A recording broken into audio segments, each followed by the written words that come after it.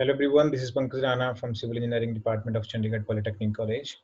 So in the previous class, we have already covered few topics from foundation. That was the second chapter, जो कि हमारा उसका second chapter है building construction सा. So in continuation with that, जहाँ तक हमने previous class में किया था, that was कि हमने different types of bell foundation की discuss कर रहे थे. वहाँ पे हमें कैसन foundation के बारे में पढ़ा था. So before that मैं आपको बता दूँ, ये हमारा building construction का book है जो कि आप बाय कर सकते हो nearby store से. एंड इसमें कि आपको सिलेबस दिया गया है, काफ़ी अच्छे से इसमें डिटेलिंग दी गई है. तो अभी हम बात करते हैं चैप्टर की, that is foundation. So foundation क्या है, थोड़ा सा एक बार ओवरव्यू ले लेते हैं, उसके बाद आगे हम कंटिन्यू करेंगे. सो फाउंडेशन क्या है? फाउंडेशन एक सब स्ट्रक्चर का पार्ट है जो क्या करता है, बिल्डिंग के लोड को ट्रांसफर करता है नीचे सोइल में. ये हमने प्रीवियस क्लास में भी पढ़ा था. उसके बाद हमने डिफरेंट टाइप्स ऑफ फाउंडेशन देखे थे. दो मेजर हमारे पास टाइप है, one is your shallow foundation and second one is your deep foundation. Shallow foundation में क्या रहता है, जिसमें जो डेप्थ है फाउंडेशन का that is lesser than the width of the foundation. इसीलिए उसको हम क्या कहते हैं, सेलो फाउंडेशन कहते हैं. देन अगेन हमने सेलो फाउंडेशन में डिफरेंट टाइप्स पढ़े थे, लाइक योर आइसोलेटेड फाउंडेशन हो गया, मैट फाउंडेशन हो गया, रफ फाउंडेशन हो गया. ये सारे के सारे टाइप्स हमने किसमें पढ़े थे, हमारे सेलो फाउंडेशन में. लेकिन जब बात की जाए हमारे डीप फाउंडेशन की, सो डीप फाउंडेशन में जो डेप्थ है हमारा फाउंडेशन का that is greater than that of the width of the foundation. इसमें हमने ये चीज देखी थी. फर्दर उसमें हमने डिफरेंट क्लासेस पढ़े थे कि हमारा पाइल फाउंडेशन पढ़ा था एंड वेल फाउंडेशन जो कि हमने कंटिन्यू किया था. सो पाइल फाउंडेशन क्या है? पाइल एक तरह की क्या है, एक जिस तरह से हमारा वर्टिकल कॉलम मेंबर रहता है, सेम उसी तरह का हमारे पास स्ट्रक्चर है जिसको कि हम इंसर्ट करते हैं ग्राउंड में. होल करने के बाद उसको ड्रिवन करते हैं ग्राउंड में, ठीक है. और कहाँ पे उसको यूज किया जाता है, सूटेबिलिटी उसकी अगर देखी जाए तो जहाँ पे लूज सोइल है, जहाँ पे डिफरेंशियल सेटलमेंट बहुत ज्यादा है, इन दैट एरियाज और कोस्टल एरियाज में भी normally prefer the pile foundation. Again, pile foundation may we have covered the different types of pile foundation according to their function. We have your end bearing piles is there, then we have frictional pile is there. तो इस तरह से हमने different classes पढ़े थे piles के. And material के हिसाब से भी देखा जाए तो we have wooden piles and then we have concrete piles, then we have steel pipes. ये सारे के सारे हमने उसमें क्या थे, डिस्कस किए थे. तो चलिए अब कंटिन्यू करते हैं आगे हम. सो इसमें आता है हमारा कैशन फाउंडेशन के बारे में हम पढ़ रहे थे ना. तो बॉक्स कैशन का मैंने आपको बताया था. कैशन क्या है, एक तरह का बॉक्स रहता है जैसे कि आपको यहाँ पे इमेज में दिख रहा है. ये मान लिया कोई सी एरिया है, कोस्टल एरिया है, या मान लिया समुद्र है जहाँ पे हम क्या कर रहे हैं, हमें पियर्स बनाने हैं. आपके दिमाग में क्या कभी ये क्वेश्चन आया है कि समुद्र के बीच में से जब हम ब्रिज वगैरह बना रहे हैं तो उसका फाउंडेशन पानी में किस तरह से कंस्ट्रक्ट किया जाता है? अगर नहीं आया है सो प्लीज थोड़ा सा उस पर फोकस कीजिए, आपको चीजें समझने आने लगेंगी, ठीक है. थोड़ा सा उस पर सोचिएगा ध्यान से, तब आपकी सारी चीजें क्लियर हो जाएंगी. हम क्या करते हैं, इस बॉक्स को इंसर्ट करते हैं यहाँ पर under the action of different forces के थ्रू. हम इसको क्या करते हैं, इंसर्ट करते हैं इधर. एंड उसके बाद ये वाला एरिया खाली रह जाता है. इसके अंदर का जो पानी है उसको भी ड्रेन आउट कर दिया जाता है, ठीक है, with the help of pipes. फिर उसके बाद यहाँ पर एक वर्किंग चैम्बर बन जाता है हमारे पास. क्या बन जाता है? वर्किंग चैम्बर बन जाता है, ठीक है. उस वर्किंग चैम्बर में आप इजिली काम कर सकते हो और नीचे से लेके ऊपर तक उसको कंस्ट्रक्ट कर सकते हो आप किसी भी स्ट्रक्चर को. यहाँ पे डायग्राम में भी आपको शो किया हुआ है, इसका प्लान दिख रहा है मेरे को बॉक्स कैसन का, और ये इसका एक सेक्शन दिख रहा है, ठीक है. अब इसके जो मटेरियल, यहाँ पे फिर क्वेश्चन ये होता है सर इतना ज्यादा पानी है तो यहाँ पे क्या मटेरियल टिक पाएगा? टिक पाएगा अगर मटेरियल अच्छी क्वालिटी का हमने यूज किया है, जिसकी की बेरिंग कैपेसिटी मतलब हाइड्रोलिक प्रेशर को रेजिस्ट करने की क्षमता बहुत अच्छी खासी है, ठीक है. तो ये कैशन का एक टाइप हो गया, that is box caisson. Next is your pneumatic caisson. ये हमने प्रीवियस यहीं पे क्लास हमने खत्म करी थी हमारी प्रीवियस की. पेन्यूमेटिक क्या था? दिस टाइप ऑफ कैशन, इसमें आपको मैं अच्छे से समझाता हूँ. This type of caisson is open at the bottom and close at the top. इस तरह के बॉक्स को, कैशन को मैंने कहा था एक तरह का बॉक्स है.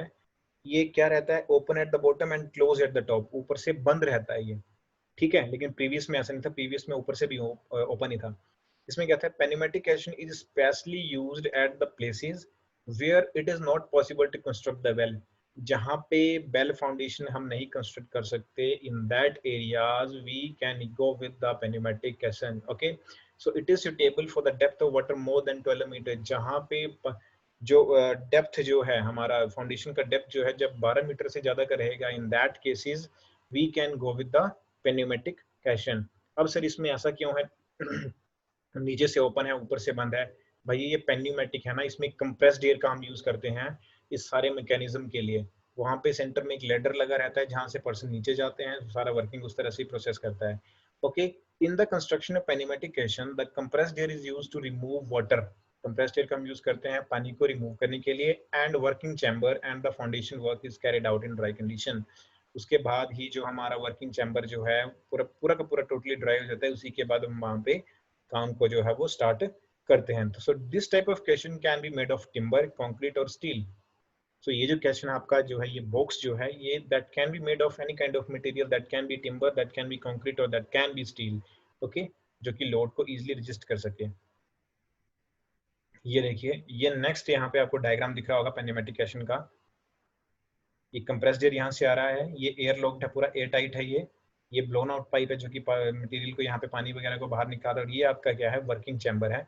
तो यहाँ पे इसको क्या कर रहा है, ये कटिंग करता हुआ नीचे नीचे नीचे नीचे क्या ये चल रहा है। ठीक है, सेम प्रोसेस आपको यहाँ पे भी दिखेगा। This is working chamber, this is bucket and this is compressed air supply. So यहाँ से हमें ये चीजें क्लियर है। सो इसके साथ हमने फाउंडेशन के डिफरेंट टाइप्स पढ़ लिए हैं। फिर से एक बार बता देता हूँ, फाउंडेशन दो टाइप का था हमारा, shallow foundation and your deep foundation. Shallow में हमने फर्दर उसके डिफरेंट टाइप्स पढ़े थे, मैट फाउंडेशन, रफ फाउंडेशन, ये सारा का सारा उसमें हमने पढ़ा था। देन डी फाउंडेशन की बात की तो वहाँ पे पाइल फाउंडेशन, पाइल के हमने मटेरियल के रिस्पेक्ट में, उनके फंक्शन के रिस्पेक्ट में, जैसे कि एंड बेयरिंग पाइल्स वगैरह हो गया, वो डिस्कस किए। देन उसके बाद हमने डीप में नेक्स्ट आता है हमारा बेल फाउंडेशन और caisson foundation, well and caisson foundation actually. So उसमें हमने देखा था कि कैशन में भी डिफरेंट डिफरेंट क्लासेस आती हैं। तो कैशन क्या है, एक तरह का बॉक्स है जो कि मैंने आपको अभी प्रीवियस स्लाइड में दिखाया है। तो यहाँ पर हमारा ये वाला टॉपिक खत्म होता है। अगर इस टॉपिक से रिलेटेड आपको कोई क्वेरी है सो आप मुझे मेल कर सकते हैं, उसको मेरी ईमेल आईडी है pankajcu18@gmail.com। चलिए नेक्स्ट देखते हैं हम, दैट इज अर्थवर्क। अर्थवर्क क्या चीज है? अर्थवर्क में सबसे पहला आता है हमारा laying and setting out of surface for surface excavation. अब देखिए क्या है, जब भी हम अर्थवर्क करते हैं तो उस पे वो कब किया जाएगा? सबसे पहले तो हमने क्या किया, एक साइट सिलेक्शन हो गया हमारा, जहाँ पे कि मतलब हमारी बिल्डिंग जो है वो बनेगी। वहां पे हमने क्या किया, एक साइट सिलेक्ट कर लिया कि भैया ठीक है, यहाँ पे हमारा जो है वो बिल्डिंग बनने जा रहा है। डिफरेंट वहां पे हमने सॉइल टेस्टिंग वगैरह सर्वे वर्क करने के बाद, उसके बाद ही हमारा क्या होता है, एक अर्थवर्क का काम जो है वो शुरू होता है। ठीक है, so before starting the excavation of foundation the ground should be cleared of any grass. अब देखिए, मान लिया कोई ऐसी एक मेरे पास इस तरह की लोकेशन थी जहाँ पे क्या है, बहुत ज्यादा ग्रास था, झाड़ियां थी, पेड़ पौधे थे। अब मुझे वहां पर कुछ बनाना है, तो सबसे पहला काम क्या होगा, झाड़ियों पेड़ पौधों को मेरे को कट करना रहेगा, ताकि मतलब मेरे को एक क्लीन सरफेस मिल सके, वर्किंग एरिया एनवायरनमेंट मिल सके। तो जो भी ग्रास वगैरह है, वेजिटेशन है, कोई झाड़ियां वगैरह, ट्रीज वगैरह, उन सबको हमने क्या करना है, वहां से रिमूव करना है। Then the position of the building should be carefully marked on ground with centre line method as shown. अगली स्लाइड में मैं आपको दिखाऊंगा कि उसके बाद आपने किस तरह से अर्थवर्क के प्रोसेस को शुरू करना है, अर्थवर्क के प्रोसेस को हमने किस तरह से शुरू करना है। ठीक है, चलिए ये देखिए, मैंने आपको सेंटर लाइन मेथड बताया, ध्यान से समझिएगा, इजीली समझ आ जाएगा। मान लीजिए ये कोई मेरा एरिया है, ये क्या है मेरा, ये कोई मैंने एरिया ले लिया है यहाँ पर, ये this area. Okay, so in this method of layout the center line of the longest outer wall of the building is marked by stretching a string between wooden peg driven at ends। हम यहाँ पर ये मान के चलते हैं कि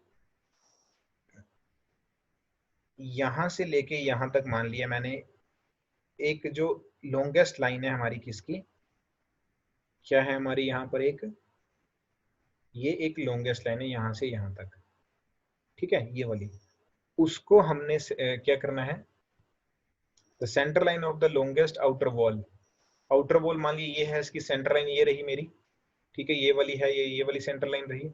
इसको इस पे हमने एक स्ट्रिंग बांध देना है, जैसे मान लिया सूता जिसको बांध दिया ना, मतलब मिस्त्री मैसन वगैरह, वैसे हमने यहाँ पे मान लिया एक थ्रेड बांध दिया मैंने।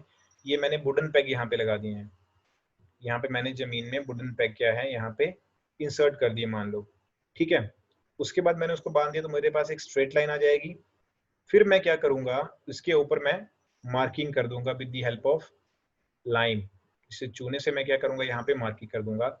इसी के रिस्पेक्ट में वन बाय वन करके मैं बाकी की सारी लाइंस को मैं क्या कर सकता हूँ, कंसीडर कर सकता हूँ। यहाँ पे लिखा यही है, this serve as the reference line. ये क्या फिर मेरी एक रेफरेंस बेस लाइन बन गई for marking the centre line of all other walls of the building. Building की बाकी जितने भी सेंटर लाइंस रहेगी उनको मार्क करने का ये मेरे लिए एज ए बेस का काम करेगी। ठीक है। So the walls perpendicular to long wall are marked by setting up right angle. उसके बाद मैं यहाँ पे राइट एंगल लगा के, यहाँ पे मैं राइट एंगल मेथड या फॉर्मूला लगा के यहाँ पर मैं ये वाली भी चीज को निकाल सकता हूँ 3 4 5 मेथड के हिसाब से। ओके, आई होप ये 3 4 5 मेथड आपको क्लियर होगा। ट्रायंगल बनाएंगे तो मेरे पास ये वाली चीज अपने आप ही आ जाएगी 3 4, एंड यहाँ से डिस्टेंस जब मैच कर जाएगा, मान लीजिए ये 4 है ये 3 है, तो यहाँ पे 5 बनाएंगे, जहाँ पे ये 5 मिलेगा वहाँ पे मेरी लाइन जो है वो स्ट्रेट लाइन कंसीडर की जाएगी। ठीक है, तो प्रॉपर मेरा यहाँ पे क्या है, प्रॉपर मेरा यहाँ पे एक 90 डिग्री बन जाएगा इस तरह से, यहाँ पे 90 डिग्री 90 डिग्री यहाँ पे वो चीज जो है वो बन जाएगी। ठीक है, next is for all important and large work masonry pillars. यहाँ पे आप देख सकते हैं masonry pillars about 50 mm wider than the proposed width of the foundation trench are built inside of wooden bag। हम क्या करते हैं यहाँ पे मेसनरी पिलर मेसनरी पियर्स वगैरह कंस्ट्रक्ट कर सकते हैं, ताकि फ्यूचर में भी अगर हमें इसकी जरूरत पड़े तो उसका हम वहां से इजिली चेकआउट कर सकें। सो ये एक मेथड है। We have different method, so this is one of the simplest method कि जब एक बार हमने ये लाइनिंग कर दी उसी के बाद एक्सकवेशन होगी, उसी के बाद ही हमारा अर्थवर्क किया जाएगा। कहने का मतलब, मान लीजिए मैंने यहाँ पे मार्किंग दे दी, यहाँ पे मैंने क्या किया, यहाँ पे मैंने मैं आपको यहाँ पे इसमें एक और चीज यहाँ पे दिखाना चाहूंगा। यहाँ पे मान लिया ये कोई हमने यहाँ पे लाइनिंग दे दी, ये लीजिए ये कोई मैंने लाइन दे दी कि आपने इसको एक्सकवेट करना है। मैं कह दूंगा कि विड्थ मुझे यहाँ से यहाँ तक की विड्थ चाहिए, तो इतनी इतनी विड्थ को आप पूरा क्या कर दो, एक्सकवेट कर दो। मतलब मार्किंग देने के बाद ही सामने वाला पर्सन जो है उसको एक्सकवेट करेगा, प्लस ये भी बताना पड़ेगा कि भैया कितना डेप्थ चाहिए, कितनी डेप्थ चाहिए उसकी एक्सकवेशन की, वो भी हमें वहाँ पे सॉरी वो भी हमें वहाँ पे क्या करना पड़ेगा, स्पेसिफाई जो है वो हमें करना पड़ेगा। ठीक है, हर एक चीज को, जैसे ये वाला हमने इसकी ट्रेंच बना दी, मतलब ड्रेन बना दी एक तरह से, यहाँ पे खुदाई कर दी, सेम इधर का भी इधर का भी इधर का भी इधर का भी, तो इस तरह से हमारा क्या है वो ये पूरा का पूरा स्ट्रक्चर जो है यहाँ पे सीध जाएगा। उसके बाद जितना भी इसका सोयल बाहर निकलेगा उसको हमने नियरबाई में रख लेना है अपने आप में, ताकि वो फिलिंग के लिए काम आ सके। जब यहाँ पे फ्लोरिंग वगैरह बनेगा तो उसके लिए, उस पर्पज के लिए हम उस सोयल को यूज कर सकें। ओके, चलिए मूव करते हैं हमारी नेक्स्ट स्लाइड की तरफ। आई होप ये क्लियर हो गया होगा आपको। ये देखिए, ये वही चीज है जो मैंने आपको प्रीवियस दिखाया है। ये before starting excavation the string are stretch between the outside line of the foundation trench mark of the masonry pillars and the cutting lines are marked on ground by sprinkling powder lime along the string। यही चीज मैंने अभी आपको बताई कि हमने क्या करना है, इसको अच्छे से क्या किया, मैंने स्ट्रेच कर लिया। स्ट्रेच करने के बाद ही मैं क्या करूंगा, उसमें स्प्रिंकल करूंगा, क्या लाइन करूंगा अलोंग द स्ट्रिंग। जो मैंने स्ट्रिंग डाला हुआ इस तरह से यहाँ पे पूरी की पूरी इस लाइन में मैं क्या करूंगा, इस तरह से यहाँ पे लाइन को स्प्रेड कर दूंगा। ओके, यहाँ पे एक चीज और ध्यान रखना है, जितने भी ये पिलर बन रहे हैं ये एक ही सेम हाइट पे हमने बनाने हैं। ठीक है, और ऊपर से इसको प्लास्टर्स कर देना है। ठीक है, चलिए नेक्स्ट चलते हैं हम कटिंग एंड फिलिंग में। कटिंग एंड फिलिंग में, अब कटिंग एंड फिलिंग सर ये क्या चीज है, इसको कहाँ पर हमने किस तरह क्या करना है, ये सब चीज आपको बताते हैं। देखिए, ये मान लिया मेरे पास कोई साइट है, ये साइट है। अगर साइट का मान लो मैं साइड व्यू देखूं, साइट का मैंने क्या किया, साइड व्यू देखना है मैंने, मान लिया ये यहाँ से मैं साइड देख रहा हूँ, इसका मैं साइड व्यू ले रहा हूँ। तो मेरे पास क्या है, यहाँ पर जो जो स्ट्रक्चर बन के आ रहा है वो कुछ इस तरह से बन के आ रहा है, इस तरह से, इस तरह से क्या है, इसको एक बार मैं दोबारा से बनाता हूँ अच्छे से ताकि आपको चीजें क्लियर हो जाएं। इस तरह से क्या है मेरे पास वो बन के आ रहा है, इस तरह से।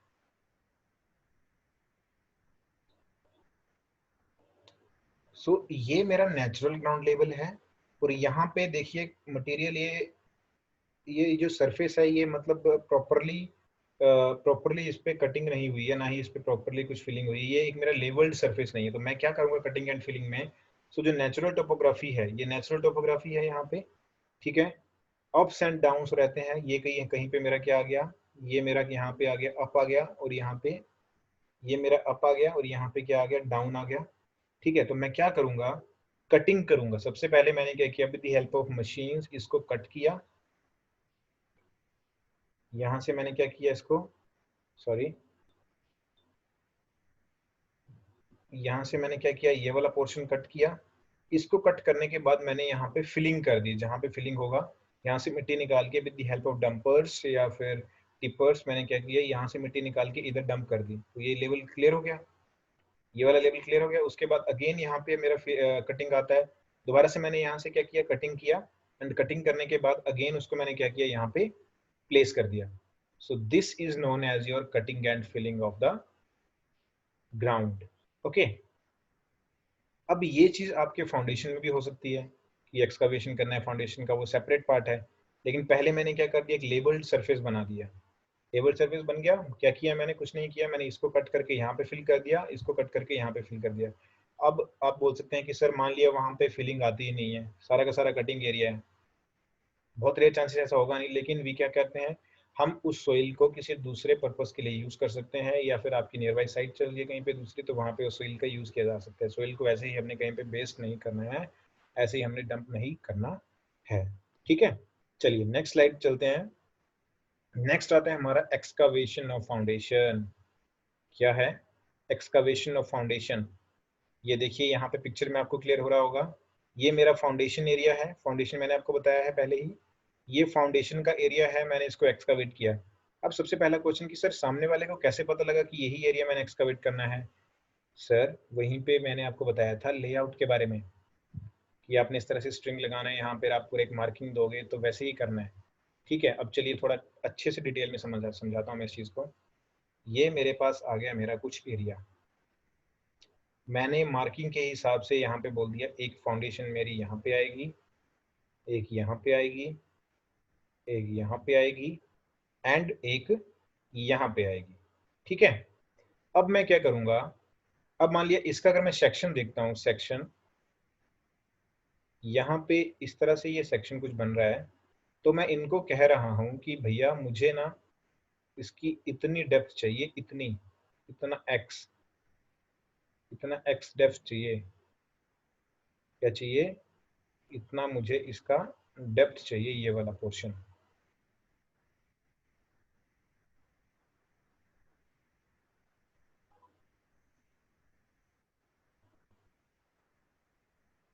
ये जो पोर्शन है इतना डेप्थ चाहिए मुझे।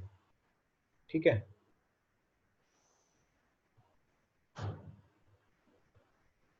इतना डेप्थ चाहिए। कितना चाहिए, जैसे मान लो मैंने कह दिया कि मुझे 2 फुट डेप्थ चाहिए वहां पे, या 60 सेंटीमीटर या 90 सेंटीमीटर डेप्थ चाहिए, तो उसके हिसाब से जब मैंने यहाँ पे पॉइंट मार्क बता दिए, this person will come to there, और इधर इधर क्या करेगा, सेम इस तरह से क्या ये एक्सकावेट कर देगा एरिया को। और हमने यहाँ पे ध्यान रखना है कि जैसे मान लिया मेरा फुटिंग का जो साइज है, फुटिंग मैंने आपको बता दिया था, फुटिंग का साइज है मेरा, इसको पहले मैं इरेज कर दूं। ये देखिए, ये मैंने बना लिया यहाँ पे एक फुटिंग, इसका साइज मान लीजिए यहाँ पर है,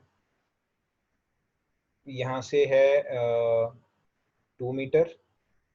ओके, और यहाँ से भी है 2 मीटर। 2 बाई 2 मीटर का मेरा क्या है, मेरा ये फुटिंग है।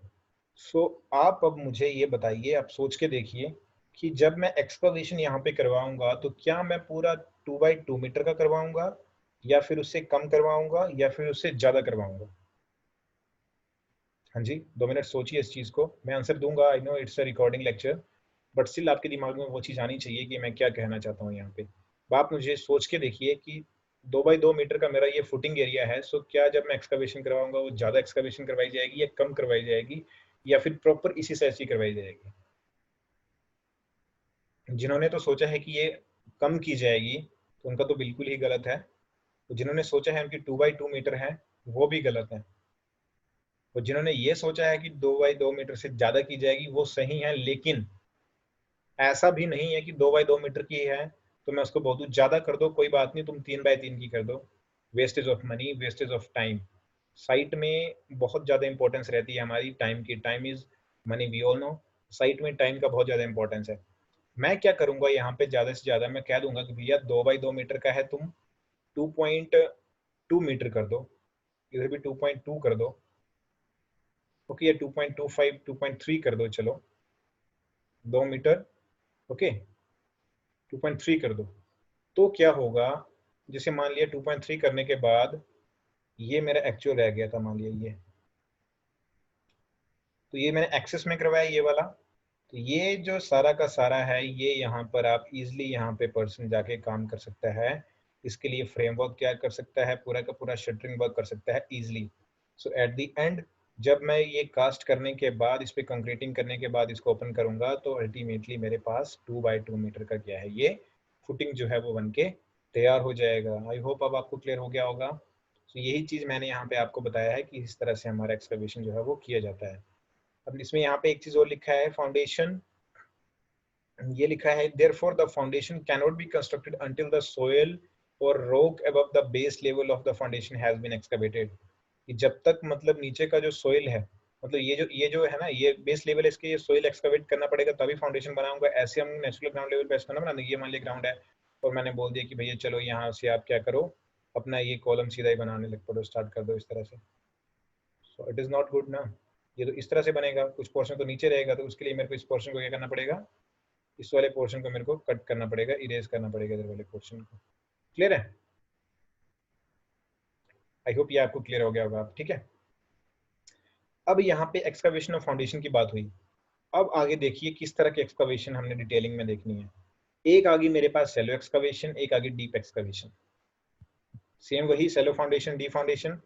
सेलो एक्सकवेशन क्या आ गया यहाँ पे, it can be made without supporting the surrounding material if there is adequate space to make slope at which the material can support itself.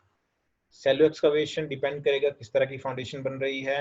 सेलो अगर मान लीजिए ज्यादा गहरा फाउंडेशन नहीं किया गया है तो we don't need any kind of support, nearby material को मतलब रोकने के लिए कोई सपोर्ट नहीं चाहिए। मैं कोई गड्ढा खोद रहा हूँ तो गड्ढे के बगल में मान लिया मुझे सपोर्ट लगाने की जरूरत नहीं है अगर वो सेलो फाउंडेशन है। ठीक है, लेकिन वही केस अगर डीप एक्सकवेशन का है तो क्या है, in general practice excavation up to depth of about 1.50 metre is known as your shallow excavation. Normally जब हम बात करते हैं अगर 1.5 मीटर तक का हमारा एक्सकवेशन रहता है तो वी नॉर्मली से okay it's a shallow kind of excavation, and जब it is more than that, more than that your 1.5 meter, then that can be considered as deep excavation. अब जब deep excavation है तो chances हैं कि मतलब side से जो सोइल है वो उसके अंदर गिरे। सो उसके लिए क्या करना है, अब वहीं पे हमारा नेक्स्ट टॉपिक निकल के आता है। तो उससे पहले कि मैं आपको नेक्स्ट टॉपिक बताऊं, मुझे आई एम क्वाइट श्योर कि ये वाली चीजें आपको सारी की सारी अच्छे से समझ आ गई होंगी। ठीक है, चलिए अब मैं आपको बताता हूं कि जब ऐसा केस रहता है तो उस केस में हमने साइड से जो सोइल मेरा गिर रहा है उस फाउंडेशन के अंदर उसको किस तरह से हमने स्टेबल करना है, किस तरह से उसको रोकने से हमने देखना है। ये देखिए, उस टर्म को कहेंगे श्योरिंग। क्या कहेंगे? Shoring. It is the mean of providing temporary support to unsafe structure,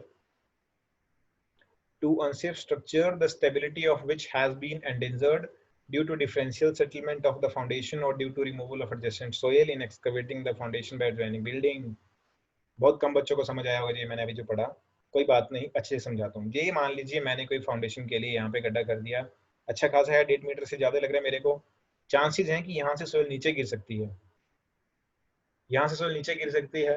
आप बोलेंगे सर गिरने दो फिर क्या हो गया, भैया फिर क्या हो गया, गलत चीज है ना। क्यों, मिट्टी गिरती रहेगी तो मतलब एक्सकवेशन में तो मिट्टी निकालता रहूंगा बाहर, तो जब अच्छे से प्रॉपरली मिट्टी नहीं निकलेगी तो मेरा बेड तो बनेगा नहीं। प्रॉपरली बेड बनाना रहेगा, मेरे को कंक्रीटिंग करना है उस पर। मैंने क्या किया, एक टेम्परेरी यहाँ पे मैंने क्या किया, एक वुडन बोर्ड मैंने यहाँ पे लगा दी और इनको इस तरह से स्ट्रिंग्स के साथ या ब्रेसिंग के साथ मैंने क्या किया, सपोर्ट दे दिया इधर, ताकि और कोई मिट्टी एक्सेस में यहाँ पे ना निकले।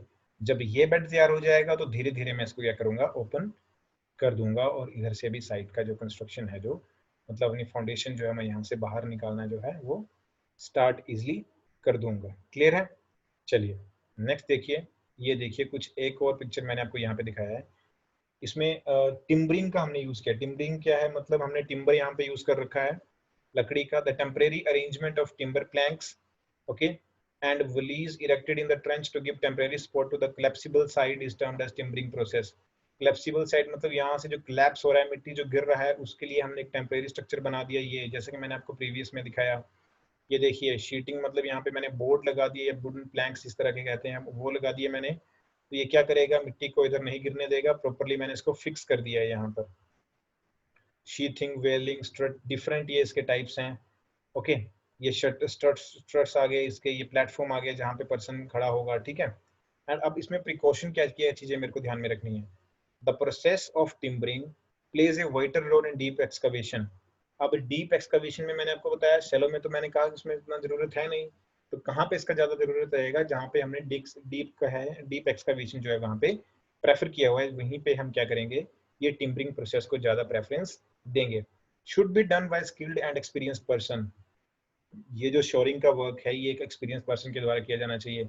क्यों सर, नॉर्मल पर्सन क्यों नहीं कर सकता? भैया कर सकता है, लेकिन अगर अच्छे से इसकी फिक्सिंग नहीं की गई है तो क्या होगा, यहाँ पे पर्सन काम कर रहे होंगे और ये सारा का सारा मटेरियल उन्हीं के ऊपर आके गिरेगा। क्या होगा, सारा का सारा मटेरियल जो है उन्हीं के ऊपर आके गिरेगा। ओके, फेलियर ऑफ टिम्बरिंग में लीड टू सीरियस एक्सीडेंट्स। ठीक है, सो इस चीजों का हमने जो है वो ध्यान रखना है। नेक्स्ट आता है हमारा डी वाटरिंग। ये हमारा इस चैप्टर का लास्ट टॉपिक है, डी वाटरिंग। अब डी वाटरिंग समझाने से पहले चलते हैं प्रीवियस स्लाइड की तरफ। ये देखिए, ये स्लाइड है, ये ओपन है यहाँ से। यहाँ पर मान लीजिए एक्सकवेशन करने के बाद क्या हो गया, यहाँ पे बारिश हो गई, तब क्या करेंगे, पानी को बाहर निकालना है, simple. So that process is known as dewatering. So digging of foundation trench in waterlogged area or place where groundwater table is very high pose a greater problem for the site engineer। एक तो वो तरीका हो गया, दूसरा क्या है, मान लिया मैं फाउंडेशन खोद रहा हूँ, वहां पे एक्सकवेट कर रहा हूँ, लेकिन क्या है, नीचे से पानी आ रहा है, कैसे, वाटर टेबल बहुत ऊंचा है। सो उस पानी को क्या करना है, मेरे को बाहर निकालना है with the help of pump. So that is known as your dewatering process. So where poses a great problem for the site engineer at waterlogged area, excavation and timbering are to be provided in the same manner as it is done in the ordinary soil। तो जहाँ पे भी water logging area होता है वहां पे भी हमें क्या करना है, क्योंकि सॉइल बहुत लूज रहता है तो मिट्टी गिरने के चांसेस बहुत ज्यादा रहते हैं, ठीक है। सो हमें क्या करना है, सारी की सारी मिट्टी को इंक्लूडिंग दिस वाटर, इस मडी वाटर, हमने क्या करना है, इसको बाहर निकालना है। इसी को हम क्या कहेंगे, डी वाटरिंग कहेंगे। सो गाइज, इसी के साथ, इसी टॉपिक के साथ जो हमारा जो सेकंड चैप्टर है दैट इज फाउंडेशन, वो पूरा का पूरा यहाँ पे कंप्लीट हो गया है। स्टिल किसी को डाउट है, किसी को और फर्दर एक्सप्लेनेशन चाहिए किसी टॉपिक के बारे में, सो आप मुझे मेल कर सकते हैं। मेरा मेल आईडी आपके पास है, pankajcu18@gmail.com। एक बार फिर से अगर मैं आपको ओवरव्यू बताऊं कि हमने पूरे चैप्टर में क्या किया, सबसे पहले मेन था फाउंडेशन। फाउंडेशन क्या रहता है ये मैंने बता दिया, जो कि लोड को ट्रांसफर करता है नीचे बिलो साउंड में, बिलो सोइल में। Then different types of foundation हमने देखा, सेलो टाइप हो गया, डीप टाइप हो गया। फिर उसके बाद अगेन उसके फर्दर टाइप्स देखे, क्या क्या उसके टाइप्स थे, वो सारे हमने सारे के सारे क्या है यहाँ पे डिस्कस कर लिए। देन हमने देखा कि जब डीप की फाउंडेशन की बात की तो हमने पाइल्स के बारे में पढ़ा, different types of piles according to their material, according to their function, and bearing piles आ गया, और कैशन आ गया। देन वेल फाउंडेशन में हमने पढ़ा, कैशन पढ़ लिया, बॉक्स टाइप कैशन पढ़ लिया हमने। देन उसके बाद हमने अर्थवर्क के बारे में पढ़ा कि जब अर्थवर्क करना है तो उससे पहले क्या क्या देखना है, कि साइट को प्रॉपरली क्लीन रहना चाहिए, कोई भी उसमें अगर जैसे झाड़ियाँ, पेड़ पौधे वगैरह हैं, we have to remove all this, ताकि एक लेबल सरफेस मिल जाए। देन कटिंग एंड फिलिंग आता है उसमें, कि मटेरियल जहाँ से अनलेबल्ड सरफेस है, मेरे पास नेचुरल टोपोग्राफी है, तो नेचुरल टोपोग्राफी है तो ऑब्वियसली वहाँ पे सरफेस मुझे लेबल्ड नहीं मिलेगा, तो प्रॉपरली लेबल्ड करना है, जहाँ पे कटिंग आ रही कटिंग कर दो, जहाँ पे फिलिंग करना है फिलिंग कर दो, वो सारी की सारी चीज़ें हमने डिस्कस करी। देन एक्सकवेशन की बात करी हमने, किसकी, फाउंडेशन की एक्सकवेशन की, कि कितना एरिया हमें कवर करना चाहिए जब हम एक्सकवेशन कर रहे हैं फाउंडेशन के लिए। एंड लास्ट हमने डिस्कस कर लिया यहाँ पे डी वाटरिंग की, मतलब जब फाउंडेशन में फाउंडेशन पे वर्क कर रहा हूँ और क्या होता है मेरा, कि वहाँ पे नीचे से पानी आ जाता है ड्यू टू वाटर लॉगिंग और एनी अदर रीजन, की बारिश वगैरह हो गई, पानी भर गया, so we have to remove that water, drain out that water from that particular foundation, otherwise structure क्या है वहाँ पे फेलियर हो सकते हैं। सो ये सारी की सारी चीज़ें हमने यहाँ पे डिस्कस की। नेक्स्ट क्लास में हम नेक्स्ट चैप्टर स्टार्ट करेंगे, that is your walls. So I hope आप सबको समझ आ रहा होगा, ये मैं फिर कह रहा हूँ, किसी को कोई भी प्रॉब्लम आती है मैसेज कीजिए हमें, आप हमें मेल कीजिए, उसमें हम सारे के सारे आपके सोल्यूशन देंगे। ओके, ये कुछ रेफरेंसेस मैंने दिए हैं, आप इन सबको प्रेफर कर सकते हैं, ठीक है। इन रेफरेंसेस के थ्रू आप ही और ज़्यादा इसके बारे में नॉलेज ले सकते हैं। सो इसी के साथ मैं वीडियो यहीं पे क्लोज करता हूँ। Thank you so much.